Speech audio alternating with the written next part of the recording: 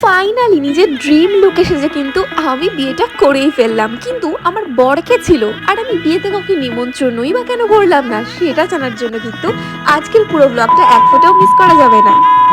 So hey and hello everyone, welcome back to my another mini blog. সকালবেলায় আমি করে নিয়েছিলাম এই এত সুন্দর হেলদি একটা ব্রেকফাস্ট। আর ব্রেকফাস্ট করতে করতে যাতে আমার লেট না হয়ে যায় ট্রেন ধরার জন্য, আমি কিন্তু ব্রেকফাস্ট হাতে নিয়ে বেরিয়ে পড়েছিলাম খেতে খেতে। আজকে আমার লোকেশনটা খুব একটা বেশি দূরে ছিল না, ছিল কাঁচরাপাড়াতে, যার জন্য কিন্তু আমি অল্প সময়ের মধ্যেই পৌঁছে গেছিলাম। আর তোমাদেরকে পৌঁছাতে একটা কথা জানাই, তোমরা কিন্তু প্রত্যেকে আমার ভিডিও দেখছো, কিন্তু কেউ কিন্তু সাবস্ক্রাইব করছো না, লাইক দিচ্ছ না বা কমেন্ট করছো না। তাহলে আমি কি করে বুঝবো তোমাদের আমার ভিডিওগুলো ঠিক কেমন লাগছে দেখতে? So please two comment, at least like না দাও, কমেন্ট তো করো, তাহলে আমি বুঝবো যে কেমন লাগছে তোমাদের আমার লুকগুলো। তো স্টুডিওতে পৌঁছে প্রথমে আমার বেস কমপ্লিট করার পর আমার কিন্তু লুকটা আস্তে আস্তে কমপ্লিট হচ্ছিল।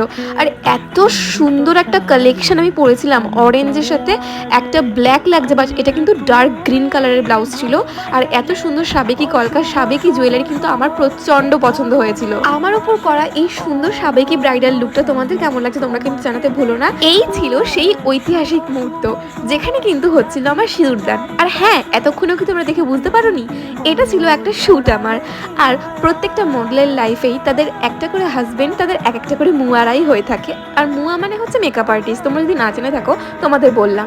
আর এখানে সিঁদুরটা পরার পর আমি দিয়ে নিচ্ছিলাম এক্সপ্রেশন, তারপরে কিছু ফটো ভিডিওস ক্লিক করে। আমার এই এত সুন্দর লুকটা কিন্তু মোটেও চেঞ্জ করতে ইচ্ছা করছিল না। যাই হোক, বাড়িতে পৌঁছাতেই হবে, ওর জন্য কিন্তু আমি তাড়াতাড়ি করে বাড়ির উদ্দেশ্যে রওনা দিয়ে দিলাম। তো দেখা হচ্ছে নেক্সট কোনো ব্লগে। Till then take care, bye bye, and do not forget to subscribe my channel. আর আজকের পুরো ব্লগটা কেমন লাগলো জানিয়ে দিও কিন্তু। Bye by.